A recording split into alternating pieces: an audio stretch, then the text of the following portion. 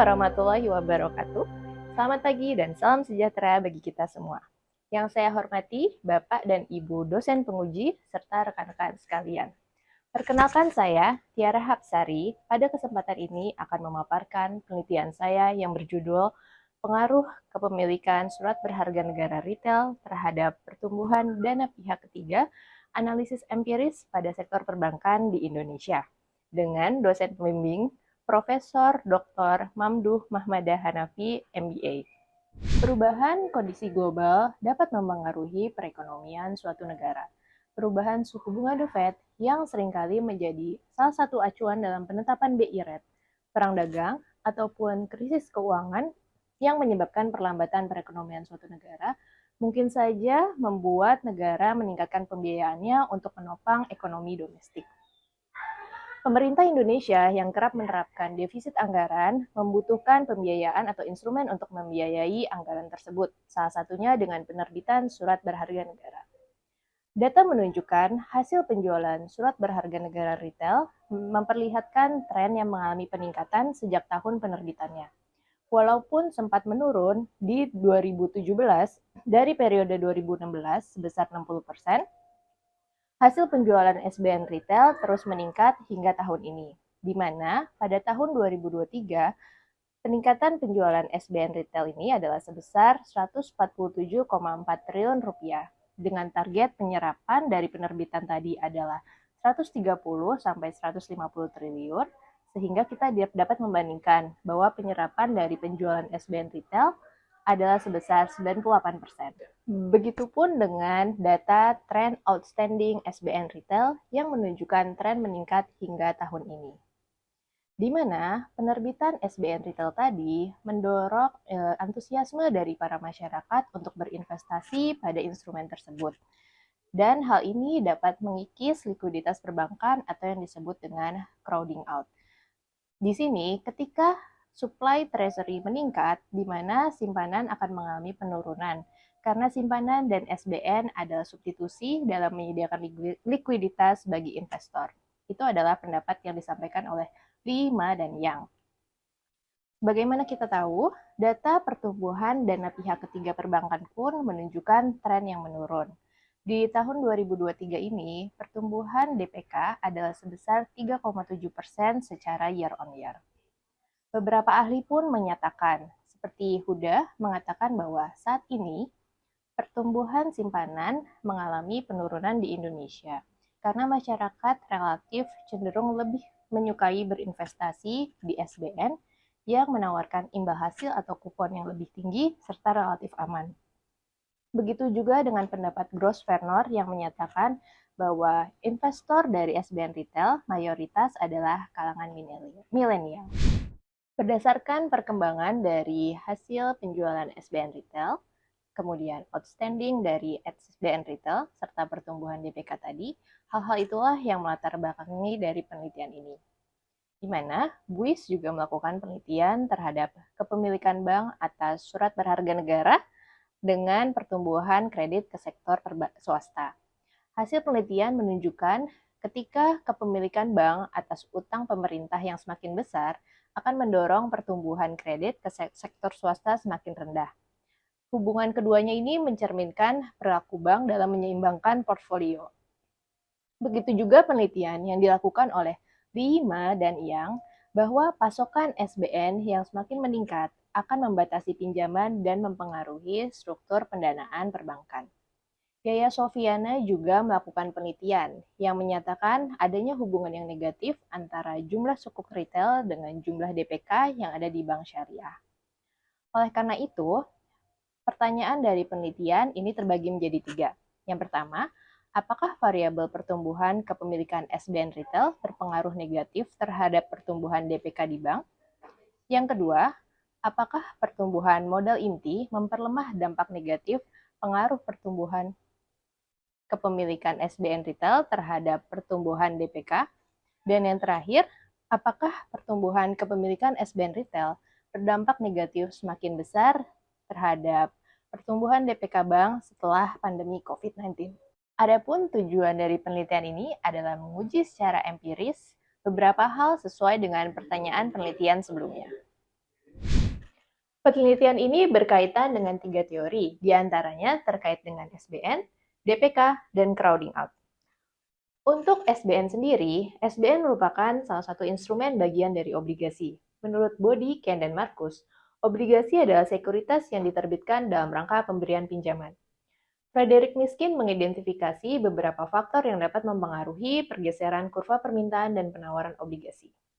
Sementara, terkait dana pihak ketiga, perolehan dana oleh pihak bank diperoleh salah satunya dengan menerbitkan kewajiban seperti deposito, kemudian bank menggunakan dana tersebut untuk membeli aset yang dapat menghasilkan pendapatan. Bank dengan DPK tinggi relatif memiliki likuiditas yang kuat untuk menopang ekspansi kredit. Untuk teori ketiga terkait dengan crowding out, ketika pemerintah menetapkan kebijakan fiskal ekspansif, hal itu dapat meningkatkan defisit anggaran sehingga pemerintah membutuhkan hutang maupun pinjaman untuk membiayai defisit tersebut. Hal itu dapat mendorong suku bunga kredit mengalami peningkatan dan sektor swasta mengurungkan niatnya untuk meminta kredit untuk membiayai investasinya, di mana fenomena ini disebut dengan crowding out. Berdasarkan penelitian sebelumnya, peneliti merumuskan 3 hipotesis. H1, variabel kepemilikan SBN retail berpengaruh negatif terhadap pertumbuhan DPK Bank di Indonesia. H2, variabel pertumbuhan modal inti memperlemah dampak negatif pertumbuhan kepemilikan SBN retail terhadap pertumbuhan DPK. Dan H3, variabel kepemilikan SBN retail berpengaruh negatif semakin besar terhadap pertumbuhan DPK setelah periode pandemi COVID. Kerangka penelitian ini, variabel independen yang digunakan adalah pertumbuhan kepemilikan SBN retail. Variabel dependen adalah pertumbuhan DPK bank. Sedangkan untuk variabel pemoderasi adalah pertumbuhan modal inti dan dami pandemi COVID-19. Variabel kontrol menggunakan pertumbuhan PDB, suku bunga acuan, dan tingkat inflasi. Penelitian fokus menggunakan data sekunder yang diambil dari beberapa sumber basis data, seperti Bank Indonesia, OJK, Badan Pusat Statistik, Kementerian Keuangan, maupun WHO. Di sini data dipilih berdasarkan pertimbangan peneliti atau dengan menggunakan teknik purposive sampling, di mana sektor perbankan direpresentasikan dengan kelompok bank berdasarkan modal inti yang telah ditetapkan di Indonesia sesuai dengan peraturan OJK. Kemudian, data yang digunakan adalah KBMI yang memiliki data modal inti serta DPK secara lengkap atau no missing data. Definisi operasional variabel dari penelitian adalah sebagaimana dipaparkan pada slide. Setelah data dikumpulkan, selanjutnya data dilakukan analisis, di mana yang pertama adalah melakukan analisis dengan statistik deskriptif. Kemudian, dilakukan pemilihan model panel, estimasi model panel yang paling tepat dengan uji Chow, uji Houseman, dan uji LM. Selanjutnya, dilakukan uji asumsi klasik dan pengujian hipotesis. Model persamaan penelitian terbagi menjadi 3. Yang pertama, yang melihat bagaimana pertumbuhan kepemilikan SBN retail pengaruhnya terhadap pertumbuhan DPK. Yang kedua, model persamaan yang menunjukkan perbandingan signifikansi pertumbuhan kepemilikan SBN retail terhadap pertumbuhan DPK dengan variabel pertumbuhan modal inti sebagai pemoderasi. Dan model persamaan ketiga adalah menunjukkan perbandingan signifikansi pertumbuhan kepemilikan SBN retail terhadap pertumbuhan DPK dengan variabel COVID-19 sebagai variabel pemoderasi. Pengujian yang pertama dilakukan dengan statistik deskriptif, di mana lengkap dengan nilai-nilai statistik sebagai ringkasan awal data agar lebih memudahkan. Rata-rata pertumbuhan DPK menunjukkan 0,77%, di mana pertumbuhan DPK max pada KBMI 3 di periode Maret 2023, sementara terjadi pertumbuhan negatif dan menjadi nilai minimum sebesar minus 67,1% pada KBMI 1. Rata-rata pertumbuhan kepemilikan SBN retail paling tinggi di antara variabel lain, sebesar 13,02%. Hal ini berbanding terbalik dengan rata-rata pertumbuhan DPK Bank. Pertumbuhan kepemilikan SBN retail paling tinggi terjadi di Maret 2021, di mana periode tersebut adalah ketika terjadi pandemi COVID. Variabel moderasi pertama, yaitu pertumbuhan modal inti bank, memiliki nilai maksimum sebesar 112,07% year on year, terjadi pada KBMI 2 di periode Oktober 2022. Sementara, untuk rata-rata kasus positif COVID-19 sebagai variabel pemoderasi kedua adalah 0,47 per juta orang dengan kasus positif tertinggi adalah saat periode Juli 2021 dan nilai terendah ketika tidak terdapat kasus positif COVID-19 di negara Indonesia. Pemilihan metode estimasi model regresi data panel dilanjutkan dengan uji Chow, uji Houseman, dan uji Lagrange multiplier, di mana hasil uji Chow menunjukkan nilai probabilitas kurang dari 0,05. Hal tersebut menunjukkan bahwa estimator FEM lebih efisien dibandingkan estimator CEM. Terdapat keterbatasan pada seluruh model di mana number of cross-section lebih kecil daripada number of coefficient estimate, sehingga asumsi random effect tidak dapat dilakukan pengujian Houseman, di mana model regresi panel yang terpilih adalah menggunakan fixed effect model. Pengujian yang kedua adalah uji asumsi klasik. Untuk uji normalitas dengan tes Jerquebera, probabilitas menunjukkan angka di atas 0,05 sehingga residual dari keseluruhan model berdistribusi normal. Sementara untuk uji heteroskedastisitas, hanya model 1 data KBMI 1 dan 2 yang homoskedastisitas. Untuk uji autokorelasi, keseluruhan model menunjukkan terdapat gejala autokorelasi. Untuk uji multikolinearitas, matriks antar variabel independen menunjukkan korelasi masih berada di bawah ambang batas, yaitu kurang dari 0,9, sehingga data terbebas dari multikolinearitas. Penelitian dilanjutkan dengan uji hipotesis. Untuk H1, terdukung secara statistik. Pertumbuhan kepemilikan SBN retail berkorelasi negatif signifikan terhadap pertumbuhan DBK untuk KBMI 3 dan 4. Hasil penelitian ini didukung oleh penelitian sebelumnya, yaitu oleh Lima dan Yang, bahwa pertumbuhan obligasi negara berkorelasi negatif dengan pertumbuhan total simpanan untuk simpanan wholesale yang mayoritas ada di bank besar daripada bank kecil. Untuk koefisien determinasi, angka yang menunjukkan mendekati 1 bahwa variabel independen semakin dapat menjelaskan variabel dependen. Sementara probabilitas F statistik menunjukkan kurang dari 0,05, maka model dianggap sebagai model yang layak. Pengujian hipotesis kedua juga terdukung bahwa variabel pertumbuhan model inti memperlemah dampak negatif pengaruh pertumbuhan kepemilikan SBN retail terhadap pertumbuhan DPK bank pada KBMI 1 dan 2, di mana stabilitas suatu bank yang ditopang oleh modal itu akan semakin meningkatkan korelasi positif dan meningkatkan kepercayaan masyarakat.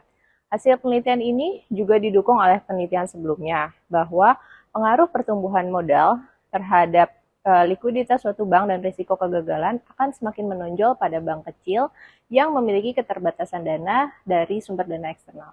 Hasil regresi persamaan ketiga menunjukkan H3 tidak terdukung secara statistik, di mana pertumbuhan kepemilikan SBN retail tidak berpengaruh negatif semakin besar terhadap pertumbuhan DPK setelah pandemi COVID. Pandemi COVID memoderasi positif pengaruh kedua variabel tersebut pada KBMI 1 dan 2, di mana hal ini didukung dengan penelitian sebelumnya. Sebagaimana kita tahu, pandemi COVID juga terdapat ketidakpastian perekonomian sehingga masyarakat cenderung berinvestasi pada aset safe haven.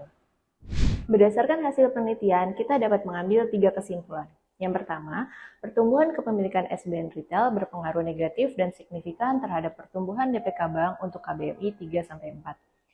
Yang kedua, bahwa pertumbuhan modal inti memoderasi pengaruh pertumbuhan kepemilikan SBN retail terhadap pertumbuhan DPK bank untuk KBMI 1-2 dengan signifikansi yang positif, sehingga dapat memperlemah hubungan keduanya. Dan kesimpulan yang ketiga, bahwa pandemi COVID-19 memoderasi pengaruh kepemilikan SBN retail terhadap pertumbuhan DPK bank dengan pengaruh yang positif juga. Terdapat keterbatasan dari penelitian. Yang pertama, keterbatasan terkait referensi. Belum banyaknya referensi penelitian lain terkait dengan pertumbuhan ataupun kepemilikan dari SBN retail. Dan yang kedua, terdapat keterbatasan data, di mana data yang diperoleh hanya untuk periode 2016 sampai dengan 2024. Di mana kesulitan memperoleh data periode sebelumnya, khususnya untuk DPK dan modal inti. Demikian pemaparan presentasi saya terkait dengan penelitian. Atas perhatiannya, saya mengucapkan terima kasih.